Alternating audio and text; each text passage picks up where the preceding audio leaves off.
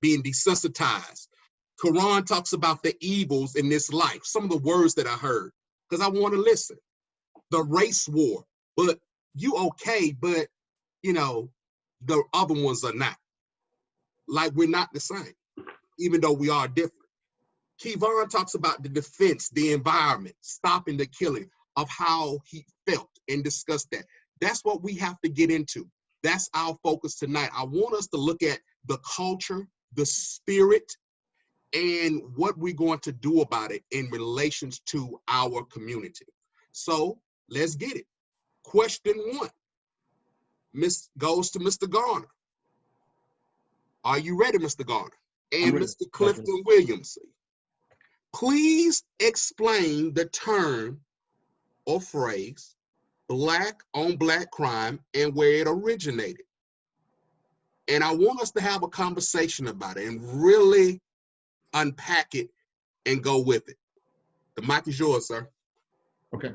Thank you, Dr. Lowe. I first want to say that the fact that there is violence stemming from communities of color, or the fact that there are Black victims of gun violence, is not debatable. The fact that there are young men losing their lives to gun violence at the hands of other Black men, neither is that debatable. But what is troubling is the rhetoric. And I want to come back to that word, rhetoric, in just a few minutes. What's troubling is the rhetoric and how we give descriptions to those realities and who else it implicates when we use that term. For one, the term is very vague. So it implicates Black people, all Black people. Because crime is usually a negative connotation, it implicates Black people in a negative way. Now, rhetoric in our descriptions are not simply words. Rhetoric, by technical definition, it is finding the available means of persuasion. That's what rhetoric means. It's not just words. Rhetoric is finding the available means of persuasion. That's what Aristotle defined, how he defined the word rhetoric. So in this country, labels, terms, faulty theology, faulty science has always created rhetoric to persuade the world that Black people are worthy subjects of subjugation.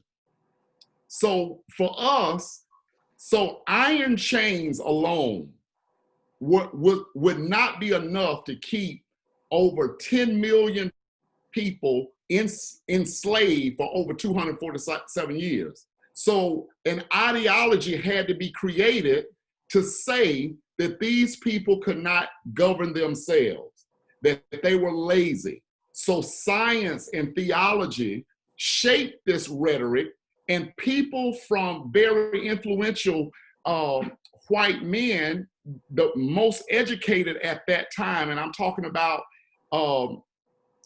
late 18th century, Henry Louis Cornwell, Robert Louis Dabney, these men came up with these terms and they created that to subjugate us. So labels have power, and it places people in a place of domination. Now, that term exists, and so many of these terms thrive right under our nose because rhetoric is not interested in truth, it's only interested in persuasion. So when we use the term Black on Black crime in that way, we first have to even look at the word Black. So even the very term Black as it relates to race, that is a socially constructed myth. So we all know that race is a social construct. Prior to the 16th century, there was no such thing as race. There was no way of a taxonomy or categorization to put human beings in these subspecies categories by their skin color. But even the term race and Black as we know it now, that was created, socially constructed to dominate African Americans. So now when we look at this, the term black on black crime, this term it has evolutions. So I heard one of the brothers on the outstanding panel on last night talk about some of the maybe term originations in the FBI, but the seeds of this probably exist even in the Patrick Moynihan report of 1965, where African Americans, because of some of the pathological activities that went on in our communities, we were made to look as you would say, unhuman, a dehumanization, or less than, or we were people who had more serious negative moral qualities than other people, without looking at how these communities got there in the first place. So when we talk about crime, black on black crime, what it implies, it implies that black people are different. They are other than. They have problems that other folk don't have. But it also fails to recognize and identify the very reasons these communities are in this place. So the term is very irresponsible because it overlooks that. It levies all the responsibilities on black people. And it flies in the face of people like you and Danielle and myself and Dr. Linebarger, who are every day doing a wonderful job at empowering black people. So that term is a way to deflect the serious and very egregious issues of race in this country. And it says to black people, you've done this. You and you alone are responsible for this, and you have to fix it. And that's why it's a very irresponsible term. I love what you said, irresponsible term, because that's a powerful setup, because they refer to us as 3/5 human, you know. Right. And that's just the evil. And we need to understand we are greater than that. Yes, sir. Brother Williams. Okay, so after the professor on race went there, I don't think I can follow up too good on that. Yes, you can. Of the, you got it, brother. You don't have to. I won't even tell, but I'll just go on another angle. Okay, so you are absolutely correct, Brother Garner, Reverend Garner, about the negative connotations with the term.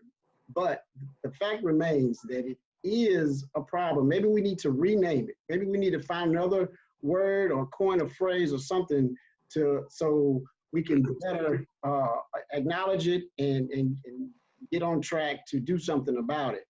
But we have to do something about it. And I want to kind of pick up where Ms. Thomas left off yesterday with the youth, the young, catching them early.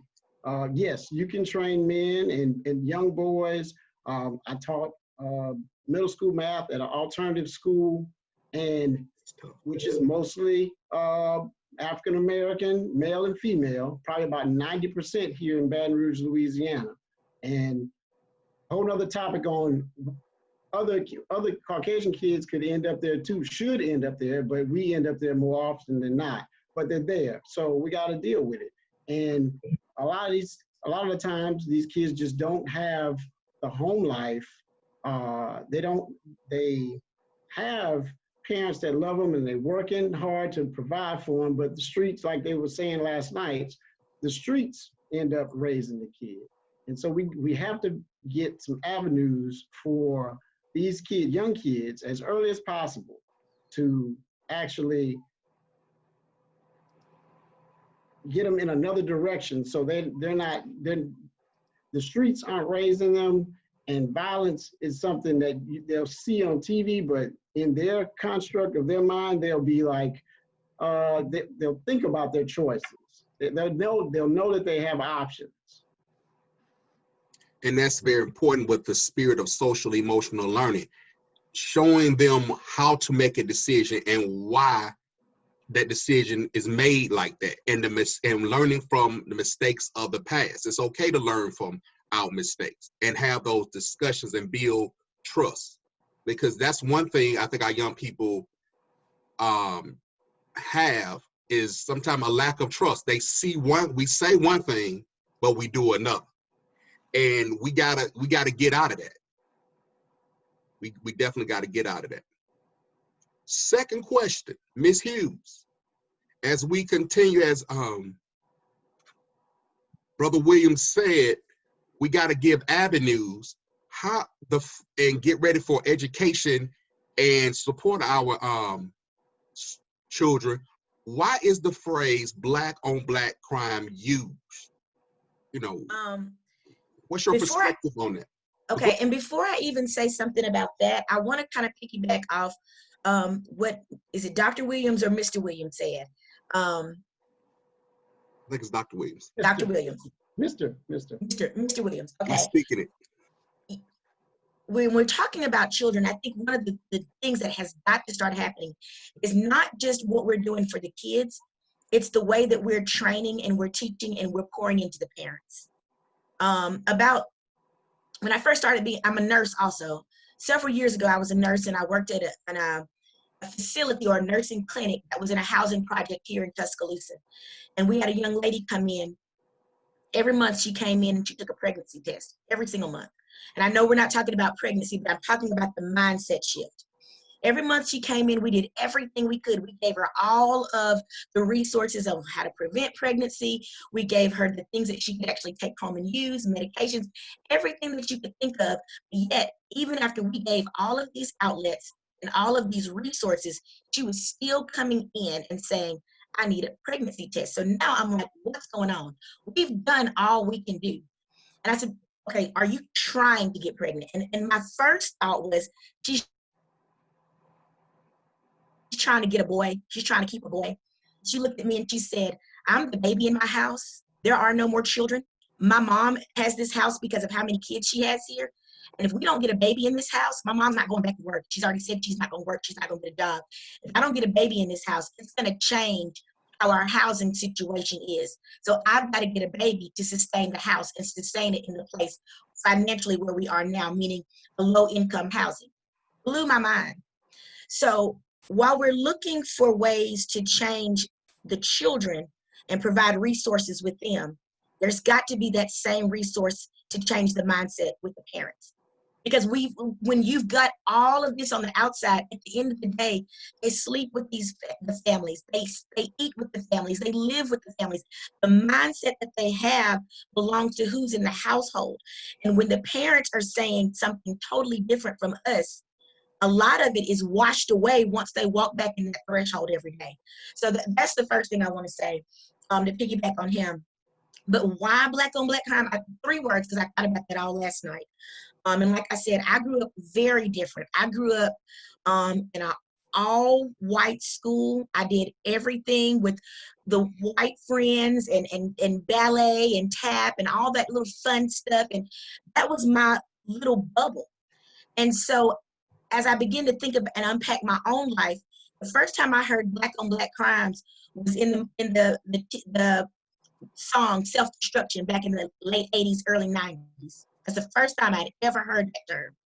And it was describing then, and the first thing it did is it made me think a certain kind of way about the Black community. So the first thing that I think that term is supposed to be used, why it's supposed to be used, is to create a division amongst us.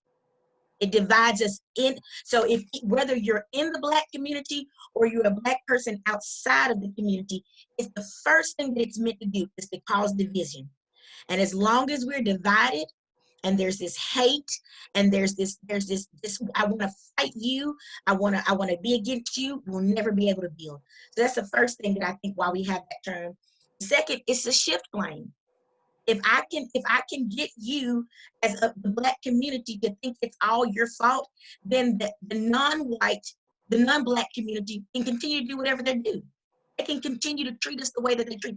It's all about shifting the blame. And so here we are bearing the burden of the lives that we live, that we didn't even put ourselves in this predicament. We didn't even put ourselves in this predicament today in 2020. We didn't put ourselves in this situation in the 70s, in the 50s, in the 1800s. Dr. Gardner talks about how far back in the 60s, we didn't put ourselves here. So every time that term is used, it's done to make us feel like we're responsible for the predicament that we're in. And I shouldn't even use predicament because that makes it light. It's not a predicament. And then the last one, it's just deflection, just plain old fashioned deflection. If I can just throw that out there, then we don't have to worry about what's really happening. And I'm watching it now. We were all hot and heavy 4 or 5 weeks ago, and you can actually begin to see a little bit of a decline in how people are moving towards racism in America and police officers, the police brutality. Why? Because we had a couple of black on black crimes, and now we don't have to talk about it anymore. We can just go back, we can deflect of the real issue at hand. So those are the 3 reasons: to create division, shift blame, and to deflect. Lowe, hold on one second, Dr. Lowe. Go ahead. Go ahead. I just want to keep us on track right here. At this time, you can see if any other panelists want to chime in. After that, let's go to Brother Southall's question, okay? And we'll give Brother Southall a chance to answer his question, then we'll jump down to Miss Eaton's question, okay? Okay. Okay. You can see if somebody want to follow up or anything first, and then we'll go to Brother Southall. All right, Ms. Hughes, repeat those 3 things that you said. So I want the panel to hear them. Those three things. Number 1, to cause division amongst us as a race. Number 2, to shift blame. And number 3, to deflect. Division, blame, and deflect.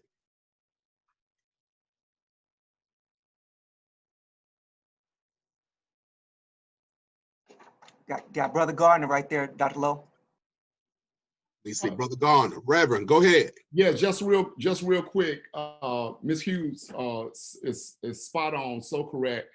But because what we fall into when we buy into that narrative is that people expect you to, black folk want to be able to be human, okay? In other words, we shouldn't have to be perfect just to expect and advocate for justice. Black people, Dr. King said this, Black people are human, not superhuman. So we have problems, okay? We are going to rob, we're going to have charlatans in the pulpit, we're going to have bad people like any other race. But when people say you can't expect the police to do you right if you are killing one another, that's not so. We pay the police. We pay the police to protect and serve. We ought to be able to expect that. And we should be able to expect that while we work on the serious issues in our community. No one is saying that we don't have these issues, but as Ms. Hughes said, these communities did not get like this overnight. Wherever you have poverty, you are going to have crime. People are frustrated. Mental illness is real. Joy DeGonery has written a book entitled Post-Traumatic Slave Syndrome, where it is a fact scientifically. Now, we talk about slavery so long ago, but do you know African Americans have only been enfranchised for just 60 years?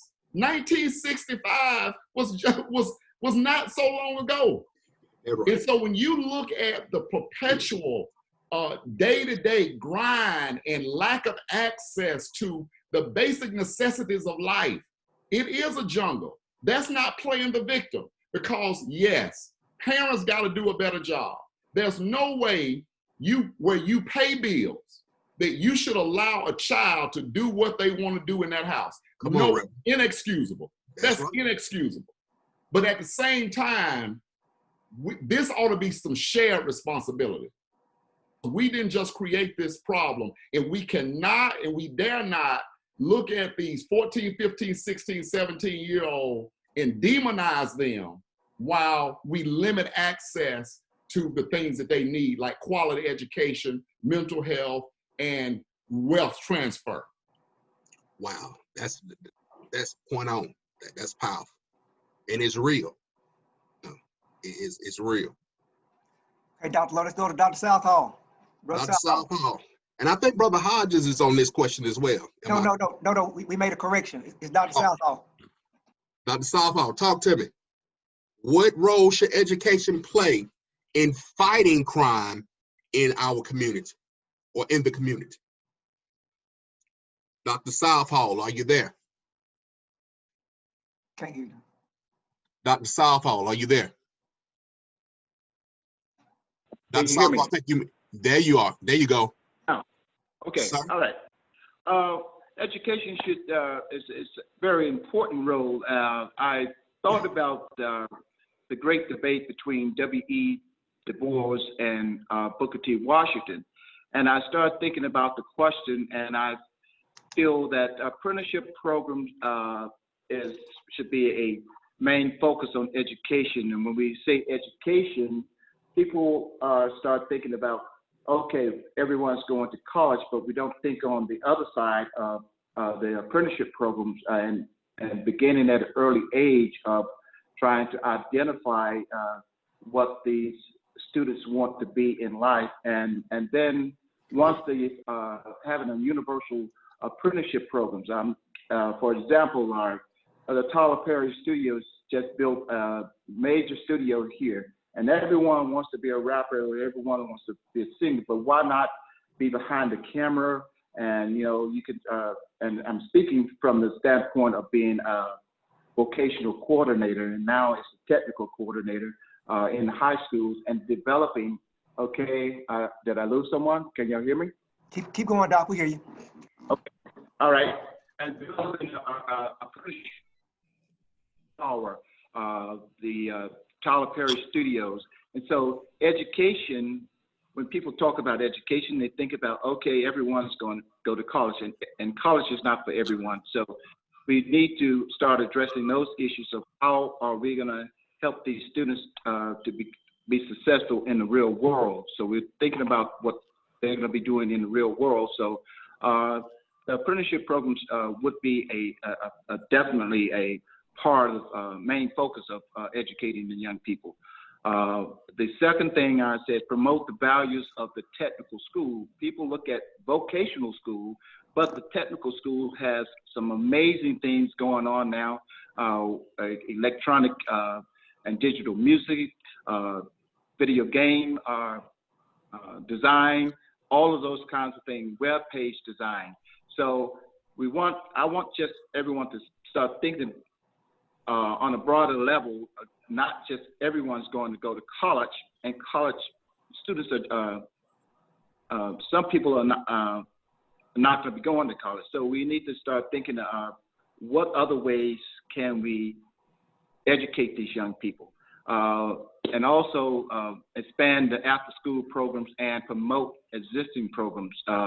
Programs like the Educational Talent Search Program. If we don't have one at our local college, then we need to seek out and try to get programs at those local colleges, like the Upward Bound programs and Educational Talent Search programs that would help the lower income and first generations students become finding themselves, and whether they go to a technical school or whether they go on to college.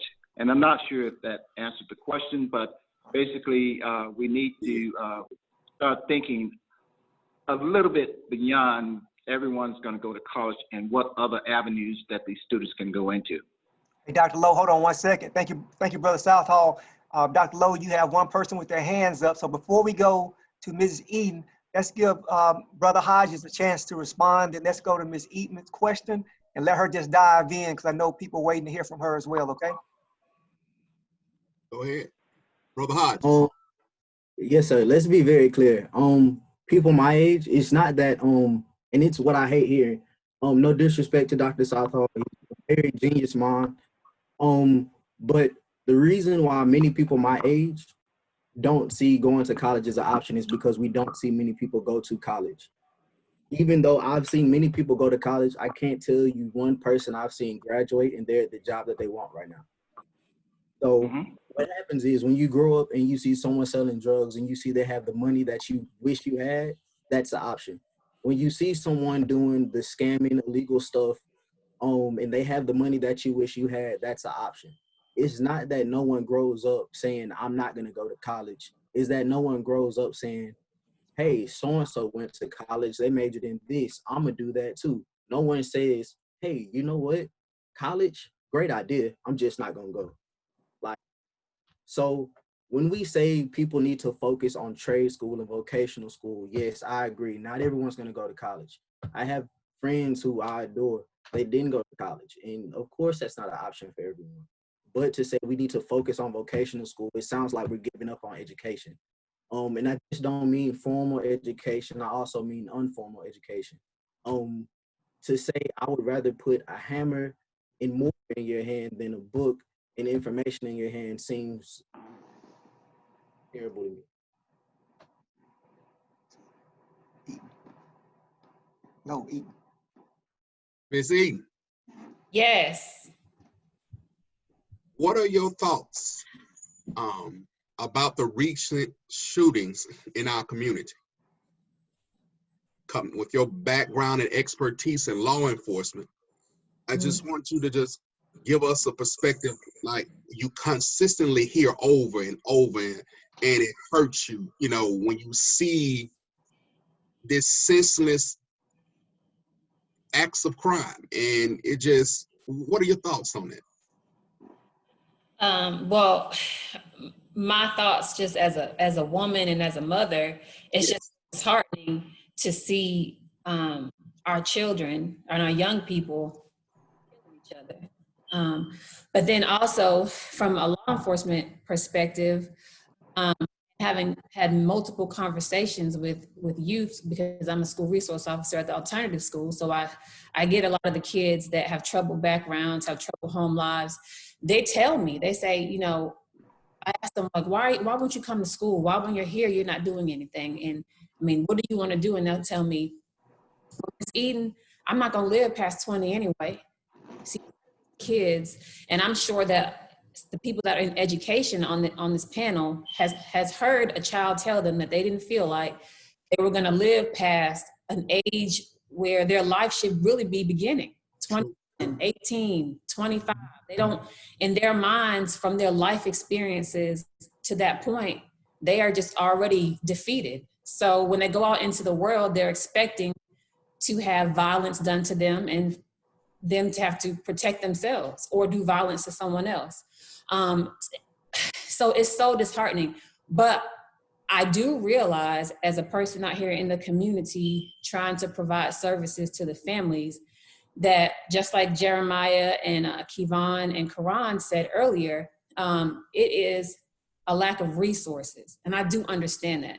I try to speak with the parents and try to help them in any way that I can, because I understand that, you know, these kids are out here in the most dangerous times of day, especially in our city and many cities, is between 6 p.m. and 10 p.m. That is where you're going to have most of these shootings. That's where most of these shootings that have happened this year have happened, between those hours. Our governments continue to cut funding to education and after school programs. They don't have any youth facilities. They don't have anything to do between those hours. So they're finding times amongst themselves.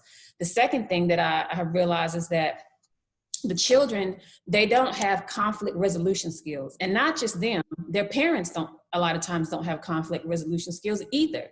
So when they see their parent blow up or they're constantly in drama with someone, then they take that on as something that's normal.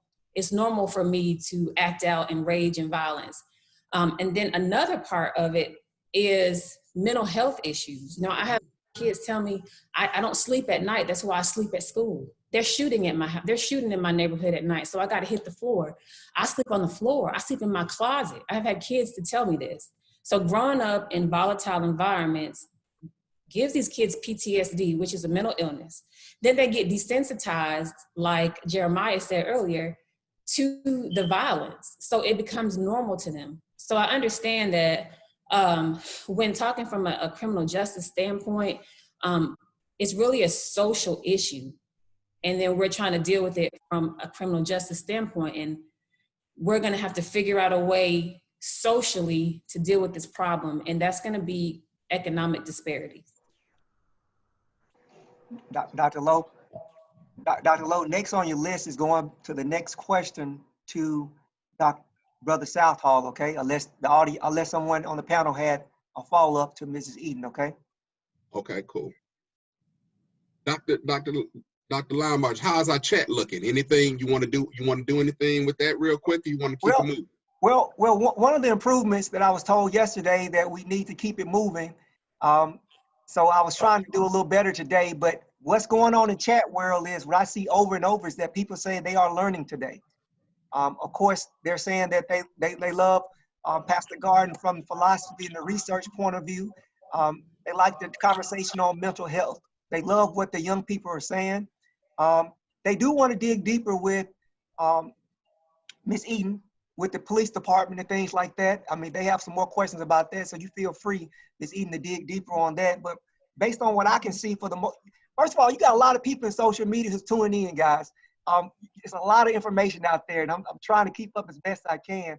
But what I see today in social media is very, very positive. And I see a lot of support and a lot of people saying they're learning. They said they're really learning something today. So you guys are doing an amazing job. Awesome. Thank you, Champion Principal. Let's look at Dr. Southall. Let's look at the policies. What policies should be changed to assist with the crime in the Black community? You hear a lot of people, we going around tearing down the Confederate statues and we doing it, and it does have its place. However, I'm concerned that we lose and focus on if we're going to change the police, and Dr. Eden, you can follow up with me on that. If we're going to change certain things with policing and making sure we have fairness so that we won't have police killings, or it can be reported or addressed, because you have the chief of police, you have the lieutenants, you have the captains. Checks and balances should happen. Training should take place in terms of making our communities safe. You can't tell me that in other communities they're safe and they don't have issues, but when we come to the Black community, all of a sudden we have a world of questions. So we have to have policy change in order at the State House, at the federal level, at the state and local level. So what should we do, Dr. Southall, in terms of the policy to fight against these shootings and these issues, sir? Dr. Southall, I think you on mute. Unmute your mic. Okay. All right. I agree with you. Hold the local and state officials responsible for the policies. One, vote, vote, vote, vote, vote. Mm-hmm. And when we look at the different things that are in the police departments, we do need some desensitizing training, being able to go out into the communities and develop some type of partnership with them to be able to start trusting the police more and more. And I had actually written down some things which is different from what answering the question, and also policies as far as trying to start more programs of buying guns back and getting the guns off of the streets. So we need to start looking at those kinds of things. What can we do? Stronger laws and universal background checks that will help to get some of the guns out of the community and still hold our local and state and federal officials responsible for helping us to develop programs that we can address the Black communities. Dr. Lowe, We have any hands? Dr. Lowe, Yes, sir. before we go to Miss Eden, we're going to Miss Eden next, but let me just tell social media, hey guys, we gave the young people the first part of the show to do most of the talking. So we're just trying to be fair now to give the other panelists an opportunity to talk. But the young people do know that they can raise their hand like the other panelists, and they can chime in at any time. So I just want to make sure everybody understands what's going on out there. We're not depriving them from the conversation at all. We basically dedicated the first part, almost the first 40 minutes to them. And so now we're into the main conversation. And so they are welcome. So if Brother Lothar wants to say something, he can just jump in. So it's open to everyone at this time. I'm just trying to have a fair platform here today, guys. So thank you for giving me that feedback. Let's go ahead and go to Ms. Eden, Dr. Lowe. Ms. Eden, let's continue with your question. You can piggyback on Dr. Southall with the policies, as well as your question, what role should the police have in the fight against the shooting? Okay, well, I actually raised my hand because I wanted to follow up with what Dr. What he just said. I think in my perspective may go against what some people think is right, but this is just, we've been doing it one way this whole time and it hasn't been working. I think that people take a lot of time talking about taking guns out of particular communities when we live in a state that glorifies their Second Amendment right. So it's almost like it's safe for white people to have guns, but it's not safe for Black people to have guns. And that's an issue, okay? I think my opinion would be to teach responsible gun ownership to children at a younger age. Because listen, that they're born with the Second Amendment right. We've had an issue with kids getting their hands on high-powered weapons that they don't know how to shoot, that they've never been told about. I know in a lot of households, Black mothers are like, you don't have a gun in this house? I better not catch you with no gun. And guns have been viewed in our community as things that kill people.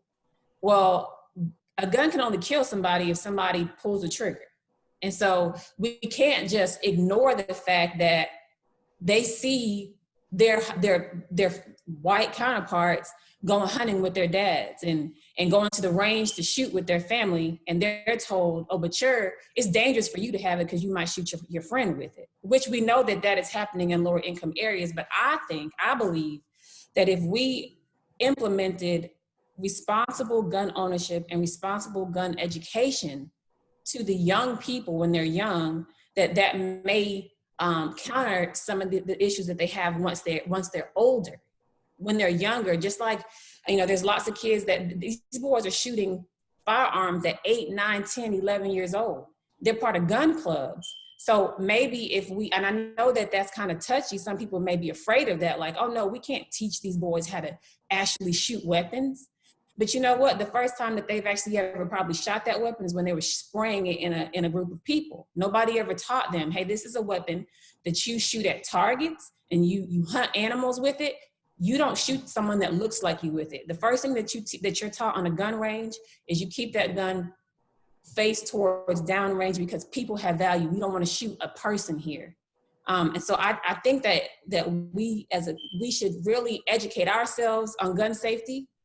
And if we have Black males in our family, start talking to them about gun safety it's like the same thing about sex education. You can't just tell kids don't have sex. Well, that's not gonna happen. You have to educate them about it because even sex can be used in the wrong way. So we have to change our mindset as responsible, as grown professional community to teach ourselves about guns and teach our kids about them, because guns are here and we live in a open carry state. So we cannot just say take the guns away from them because that has not been working. They're still getting the guns. So that's how I feel about that. So my next question was, ask me that question again. I've missed it.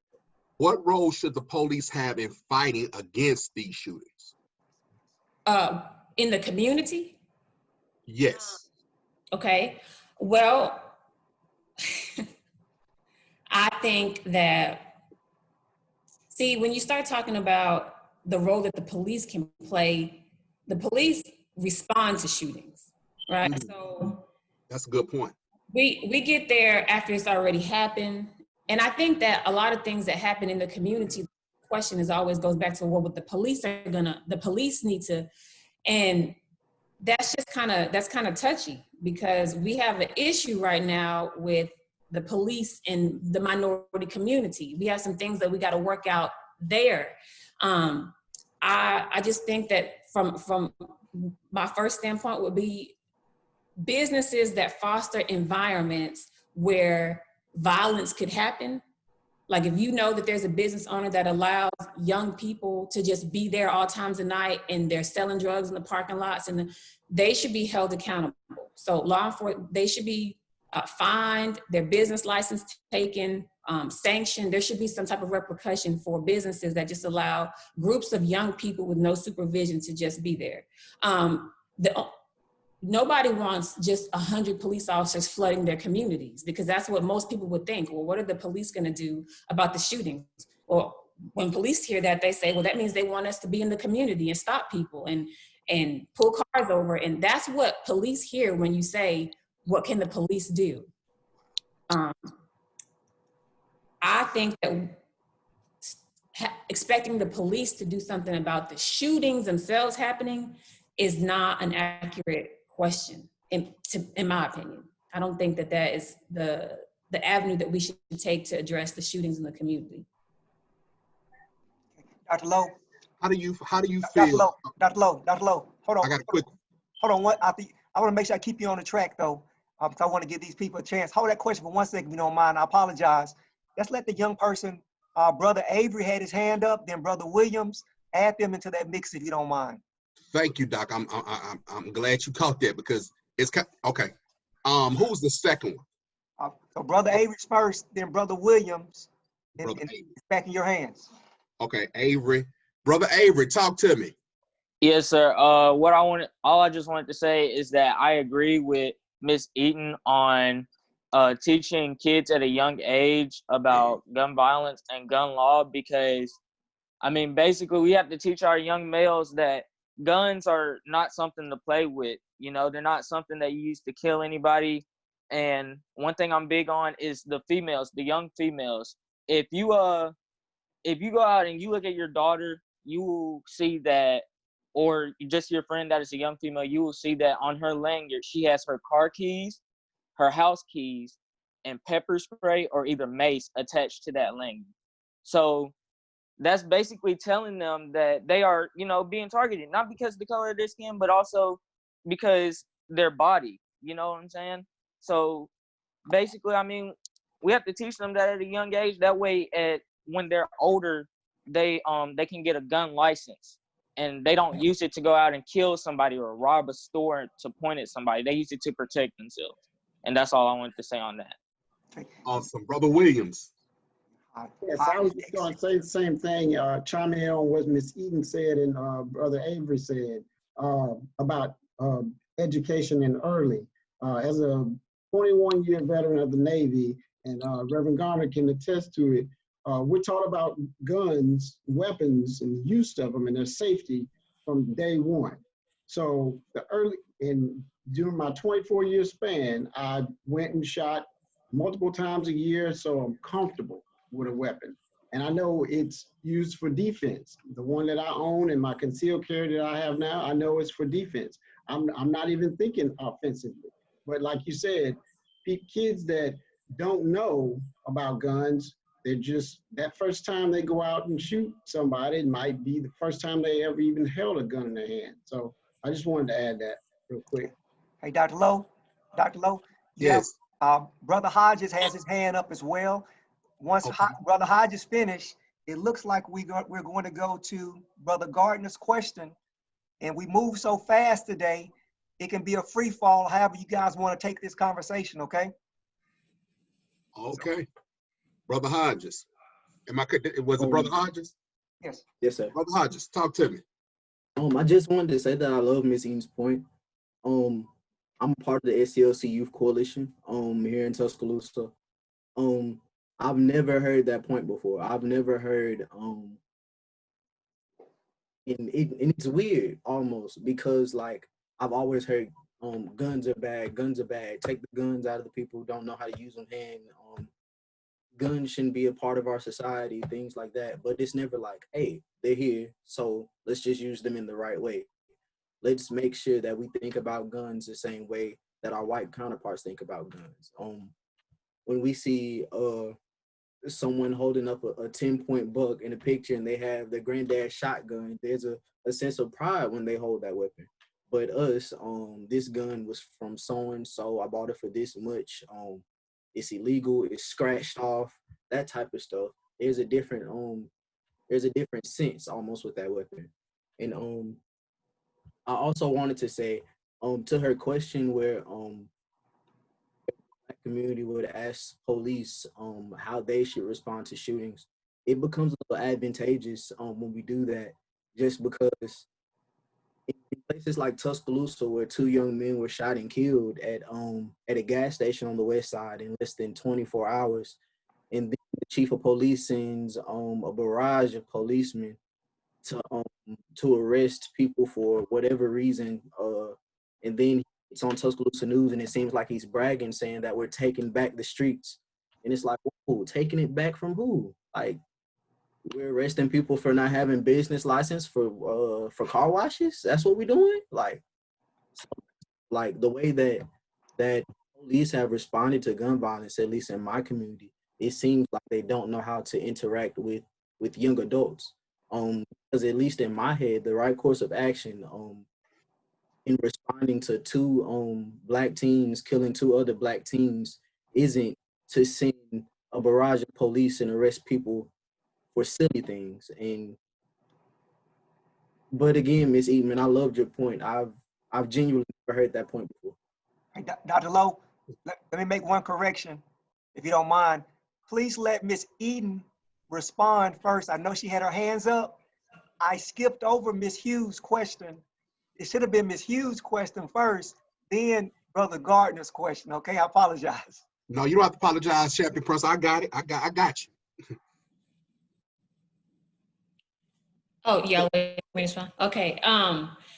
So that I really enjoyed just listening to the young man's points before it got to me. I definitely think that there is, as much as policing has evolved, so policing has evolved over time. They've went through many different types of policing over the last 100 years. And now we're in this community policing era, but I think that we failed at that.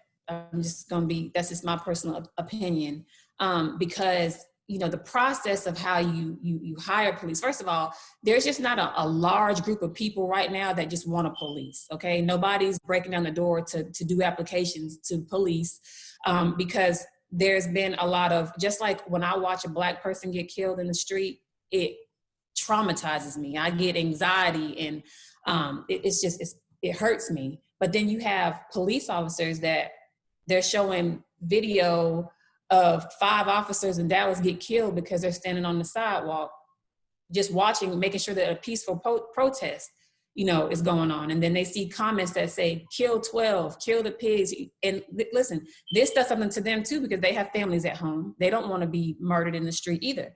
So we don't have a lot of people that are just lining up to be police. So then you have a small pool to pick from. I think that departments should definitely do a better job at when you're doing the evaluations. They need to go more in depth with implicit bias. Like, what biases are you most likely to have? Where did you grow up? Did you go to school with Black people, white people, Mexican? Like, what was your life before you applied here? And then also officers that have multiple complaints about use of force against them, they should not be able to go from one department to another. If somebody has multiple use of force complaints that have been substantiated, they got to go. But the problem is, the reason why, I know a lot of people don't know this, but the reason why departments don't just fire those people, because they put tens of thousands of dollars into this one person. So you get thousands of dollars worth of equipment, thousands of dollars worth of training. And then if they fire you, they have to start all the way back over, and that affects their budget. So it's easier for them to discipline you quietly and keep you. And that's what you see a lot of the time. But we're moving into a time now where we see that in the long run, your department will get sued for $100 million, and they will have the city or the county or whatever department you work for will be coming out of pocket for these lawsuits, because more and more people are winning lawsuits. So we've seen a lot of officers walk. They didn't go to prison for killing these unarmed Black people, but then the civil side, the cities and the municipalities are losing these suits and paying out these large awards. So I think that departments, we have got to start pushing just for people that have multiple use of force. They got to go. We have to rally for more training, diversity training, inclusion training, de-escalation training. I know a lot of departments now are unveiling the speak out thing, where if you see an officer, even if it's somebody with higher rank than you, you need to report, you need to stop them, whatever they're doing that's wrong, you are required to stop, or you will be handled like they will be handled. They're banning chokeholds. So there are things that are changing. We just have to make sure that we keep on making noise so that the things that matter to our communities continue to be done, because the changes are happening even in this city. Awesome. Brother Williams, I see you have a question. Yes, this is a quick one. And this is the part where I'm learning and I can take stuff back. So in response to what Ms. Eden said and Mr. Hodges said, not a lot of people know about NAAGA, NAGA. That is the alternative to the NRA for us, National Association of National African American Gun Association. And they focus on self-defense and firearms training. So I'm a member, and after doing this tonight, I'm gonna bring up, I don't see anything where they do training for young people, but that's something I wanna bring back to them as a national organization to actually help in that respect. That's powerful. That's a powerful piece. Ms. Hughes, question for you. It almost feels like it's not even valid anymore. Miss Danielle brought the She pulled it together. She pulled pulled it all together. I learned so much because we need that was powerful. Right. Hearing from law enforcement. Yes. Ms. Hughes, what are your thoughts about Black Lives Matter? I know that's very open, but what do you know? When this whole thing first started, my first thought about Black Lives Matter was simply just about the piece concerning police brutality. But as I've spent some time over the last several weeks talking to a lot of the people that are on this panel, talking to the people that live in my house, talking to my brother. I was on a panel or moderated a panel a couple of weeks ago, and I was explaining that my brother did about 15, 20 years in prison for attempted murder. He was 15 years old, first offense, and never been in trouble before. Crazy. So my brother is a felon, and the things that he tells me, the way he's looked at, the way he's dealt with. I mean, he's out, he's fine, he's doing great things, but the things that he says, and I asked him, I said, what is it like being a Black man in America? He said, it depends on the day. He said, some days I walk around and I feel like a threat. I feel like I'm a walking threat. He said, in other days I feel like I'm just flat out invisible. And so I've got men in my life that are on that angle, and then I've got men that, my husband is a college graduate. He's doing well. Great. I think Black Lives Matter at this point is where we need to, it's not just about the police brutality, but it's where the whole world realizes that we are whole human beings. We are whole people. We're not a portion or a part. We're not a sum of the color of our skin. I think Black Lives Matter has become, now we're opening our eyes to, it's so much more than just how we're treated in the streets. No, it's like for the first time, people opening their eyes to realize we're human beings with families and lives and dreams and character and giftings and creativity, and we matter. Like, we matter. We matter. I think it's not even just telling other people. I think Black Lives Matter is something that we even need to be telling ourselves and each other, looking at the women that, I do a lot of stuff with women, and hearing some of the things that some of the young women say to me, they don't even know that they matter. And going back to square one and letting us know, wiping away and washing away all of the lies of over, Dr. Gardner, what, 3, 4, 5, 6, 7, 800 years? And letting people know, letting ourselves know, we are what the word says, we're fearfully and wonderfully made. Right. We are created by God. That royal priesthood does not just go to white people. That set apart does not just go to Jewish people. We are a royal priesthood. So Black Lives Matter to me is more than just the police brutality.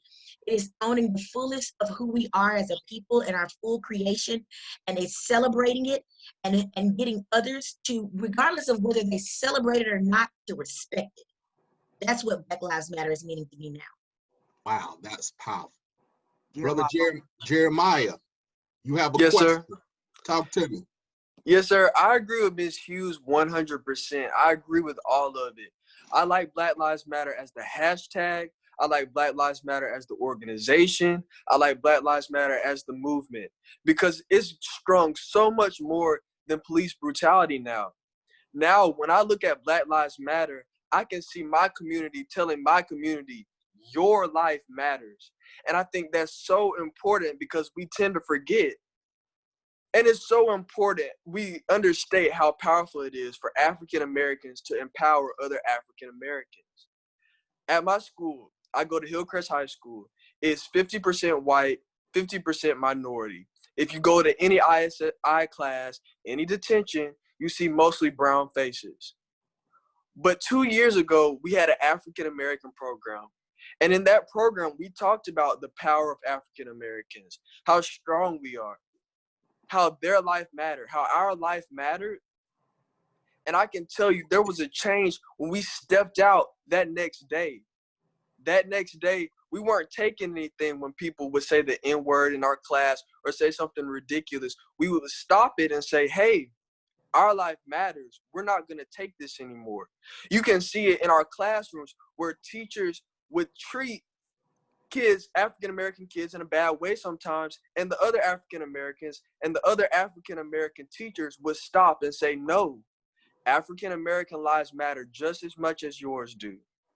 When you look at ISI, I would say the next 3 weeks, it was totally different. You could see African-Americans holding their head up high. And that just shows how powerful saying that our lives matter means. Like Ms. Hughes said, it makes us feel like we're human again, because for 400 years and even longer than that, we've been dehumanized over and over again.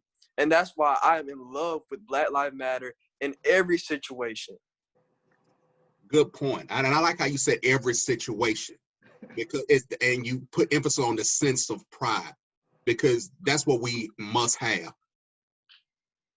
And that pride and that strength. Reverend Garner. Yes, sir. Let's talk about the church. Okay. And what role does the church play in helping our youth? The youth are part of the church. I know I've read some articles where, in terms of theology, where the young people are leaving the church, and the definition of what the church will look like in the next 10 years can be somewhat troubling. What's your take on that, sir? Yeah, that's a good question, and one I think deserves a very comprehensive answer.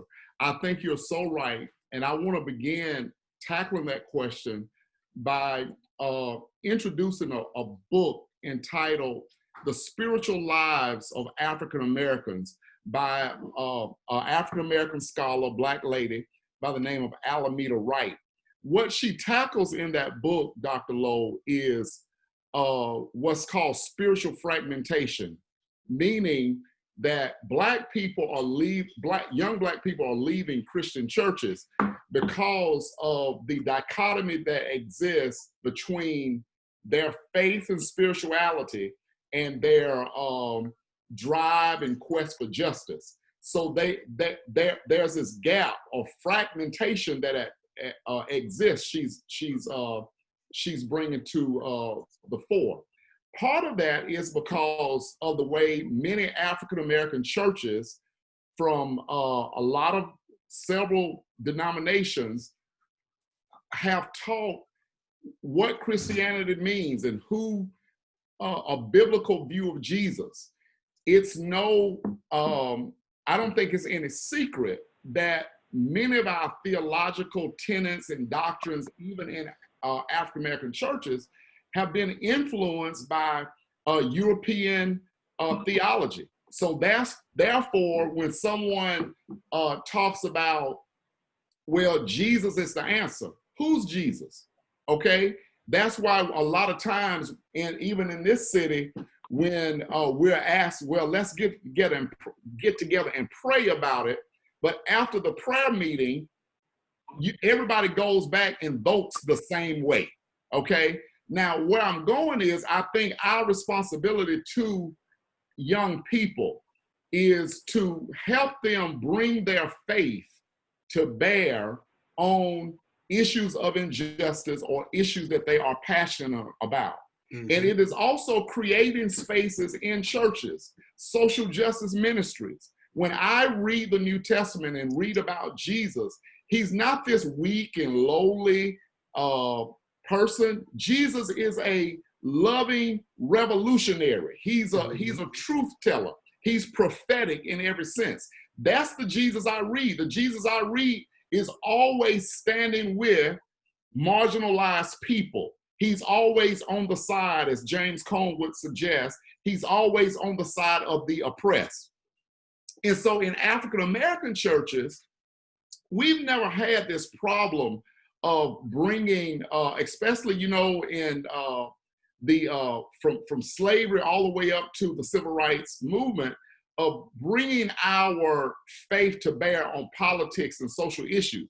But in a lot of white mainline churches, you always hear that politics or faith, politics or social issues don't have a place in the church. Well, how do you remove God, or omnipresent God, from any sphere of human life? It's impossible. So for us, that's what we have to teach African American kids to do, young people, creating spaces and platforms for them to know that the faith that you hold so dear is a faith where you can advocate for social change, so you can advocate for economic enfranchisement, just like Jesus did.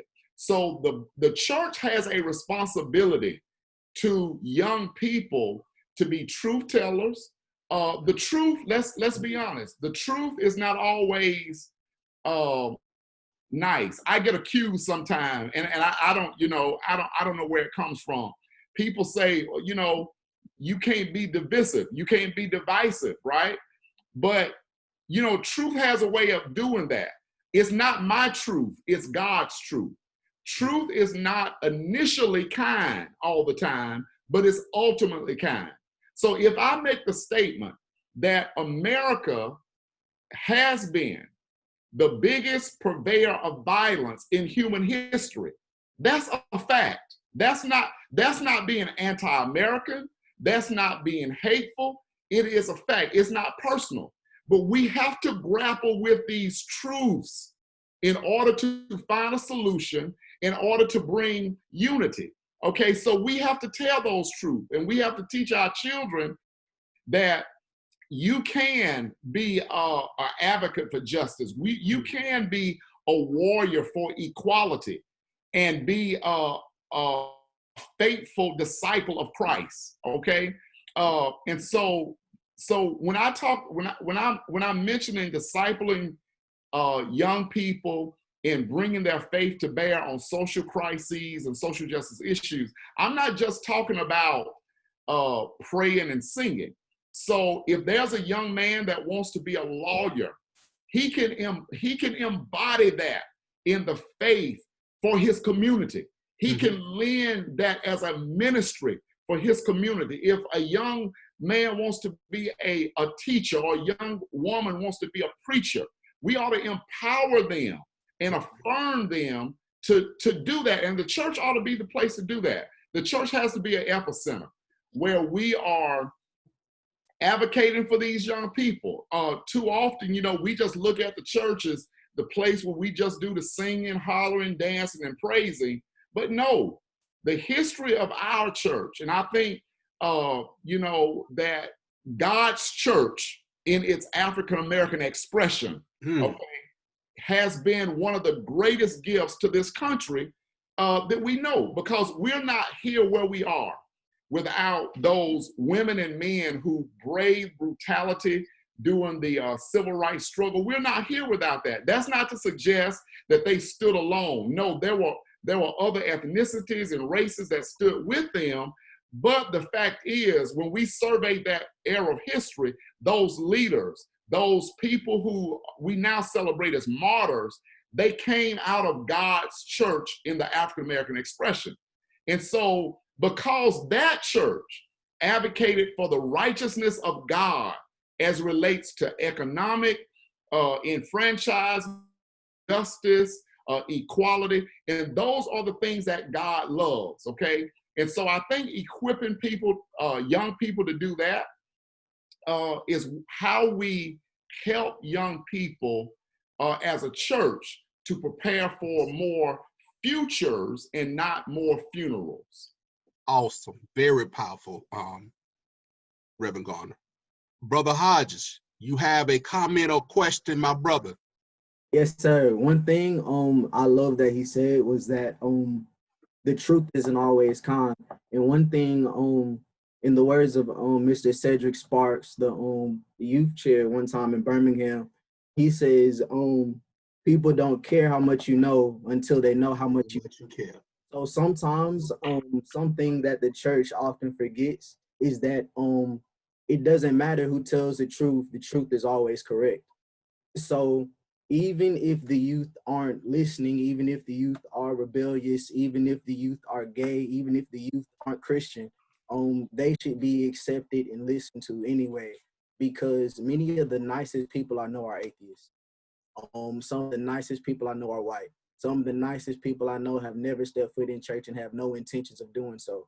Good. So I believe that that no matter what the church is going through, the church should be accepting of all people, because if the church represents itself in a way that's accepting of all people, then it's no longer the church, it's just us. Boy, y'all gonna start me preaching around here with these comments. Boy, Hodges, well said, well said. Ladies and gentlemen, we have about, I think, 14 minutes. And I know this is gonna be hard, but I need you for about 2 minutes to answer this question. This is our closing statements and summations to this final question. Brother Jeremiah, I want you to close it out for me in bringing a central perspective to the culture, beliefs, and the discussion of the love that we need to spread for our community. In 2 minutes, what are the solutions to changing the narrative and making a real difference? I will repeat as your moderator. What are the solutions to changing the narrative and making a real difference? So if the problem is multifaceted, Brother Jeremiah, hold on 1 second. I want you to close that one out. What we're gonna do is let the other panelists speak, and I want you to just close us out with some strong energy. So you already ready. See, I love that you jump. See that's a prepared young man right there. So Brother Jeremiah, what I need you to do, I want you to listen. And we started off with the young people early. It's powerful. And I want you to, after we discuss it, bring us home. So let's see. Go to Miss Hughes first. Miss Hughes, talk to me. So you want me to exactly what do you want me to address? Your last word. Look at that. Last word. No, last words. Let me make it a little easier for Dr. Lowe. Go ahead. Just give your last words. Let's make it simple. We need to make this conversation keep going and going and going and going and going. This needs to be our new lifestyle. Black Lives Matter needs, it just needs to be, this needs to be our new normal, that we're fighting for what we believe in, that we are making ourselves be the forefront for ourselves as well as for others, that we're continuing to put that truth out there, that we don't shirk away from it, because I think we are on the verge of a second civil rights movement. And I feel like this time, I think what happened the first time was amazing and it was well needed. But I think this time, if we do it right, we will see a change that we will never, ever recover from. I think this is like, it's just that very sweet spot. And I think everybody needs to keep this in their forefront when you're at home, when you're at work, whether you're with people of color or not. This should be what you're talking about more than Corona, more than finances, more than anything else. Because I'm telling you, we are on the verge of changing the African-American legacy for the remainder of our lives. Awesome. Dr. Saab Hall. Yes, sir. Well, one thing I like to see is consistency, and what I have not seen so far, even with the Black Lives Matter, they're starting something, and lots of times we start something and don't finish. So I like to see some consistency, and just like the young lady just said before, we need to continue this dialogue. And so I'm hoping that this will be again a new way of living and dialoguing and being able to discuss the issues that are going on in our community. And if social media is the platform, fine. If protesting out in the streets, whatever it takes, we need to continue to keep this focus going. Awesome. Ms. Eaton. I think, like the people that spoke before me, we need to keep this going. And so unlike yesterday, today we had more voices from the young people. I think they need to be included in this conversation. And I also think, since we're talking about violence in our communities, with the young people, we need to include some mothers on the panel as well, because we need to be a support for them. There are things that they need and support that they need, that we need to know what that is so that we can implement strategy and actionable steps to help them. We also, while we're having this conversation, we need to, one, educate ourselves on what public policy is, what our public officials' responsibilities are to our communities, and hold them accountable when they are a part of neglecting certain areas in our city. We have to educate our kids and ourselves. We need to include this in our conversations about the importance of voting and who are the people whose names are on those ballots. I really enjoy being a part of this conversation, and I just look forward to continuing to be a part of the movement. Awesome. Thank you. Brother Williams. Yes, again, I just want to thank Dr. Linebarger for providing this platform for us and the people out there in social media. I would like to close just saying, whether you say Black or African-American communities, in our communities, we have to have self-awareness. We have to have self-awareness. We have to have self-worth, knowing that we're all worth something, our youth, and having self-respect. Because before you can respect anybody else, you have to learn to be able to respect yourself. And like Ms. Hughes said earlier, we have to support the parents out there. We're talking about the children, but there are a lot of hardworking single mothers and fathers out there in our communities, and we have to pour into them. And if there are any parents out there listening, don't shun away people that are trying to help you. Back in early times, it took a community to raise children up. We need to move back towards that. And that's about all I got to say. Thanks. Thank you. Brother Avery. Keep on. Hold on. Yes, sir. Brother Avery. Sir. I think we skipped Brother Gardner, I believe, before we get to the students. Oh, okay. I got him. Okay. Okay. What I would like to say just is, speaking on something that Pastor Gardner said before closing out, is that empowering the youth to get out there, to learn to be teachers, doctors, and lawyers and all that type of stuff. And especially if they are black people, black kids, because if you think about it, even though all of this stuff is happening outside, with police brutality and all that stuff, it ends with the judge. It all ends with them deciding on who goes to jail and all that stuff. And then when it comes to doctors, even though I don't doubt that all doctors are good, I don't doubt that. But at the same time, we have to remember that something that we haven't been taught is Martin Luther King Jr. He didn't die from that gunshot immediately. He died in the hospital. Okay, that is one thing that I learned, not in school, but I learned from a black teacher telling me. So, and they weren't from an elementary school or anything. They were from an HBCU. So that's one thing that I just want to speak on. And yeah, that's all I have to say. Brother Hodges.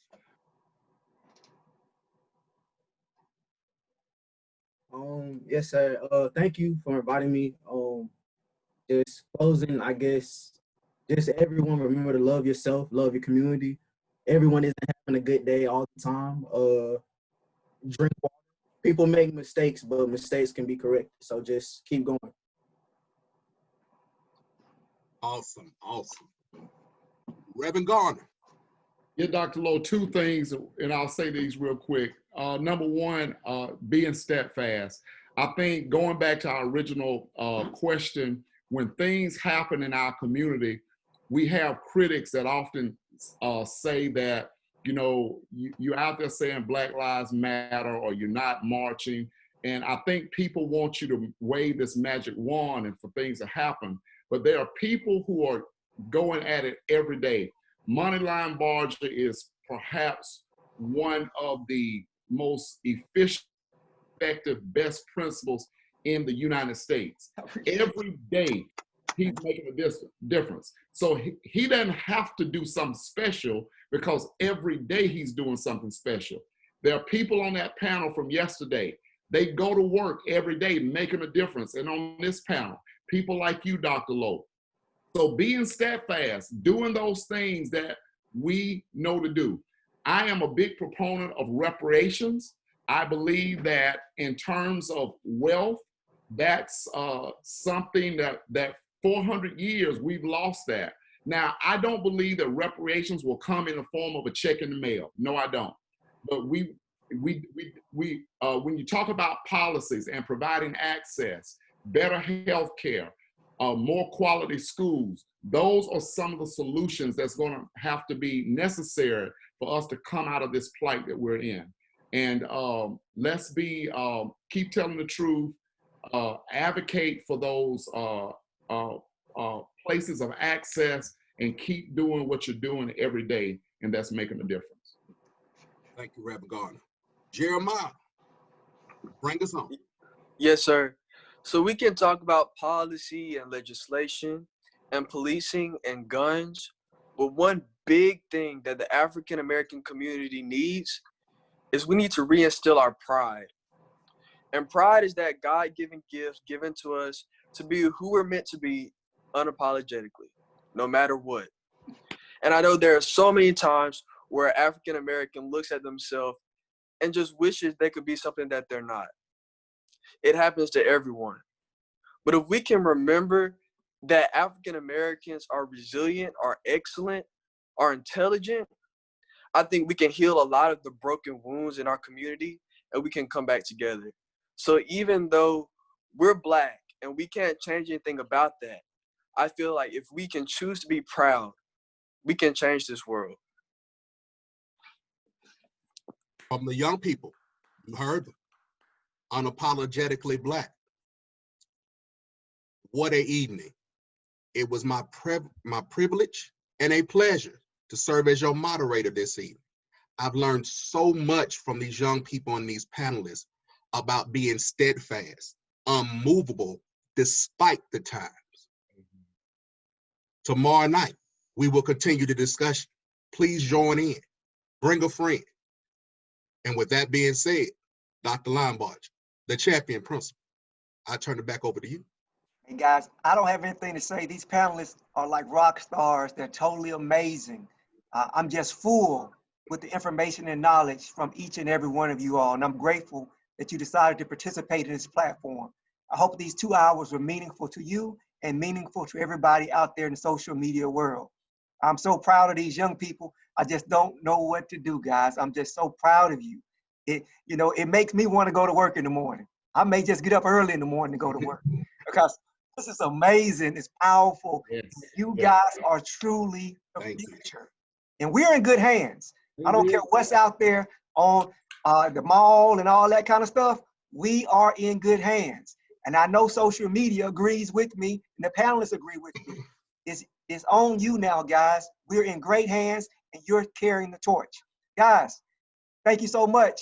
We love you. Have a good night. Thank you. Thank you, Dr. Bye. Lombard. Thank you.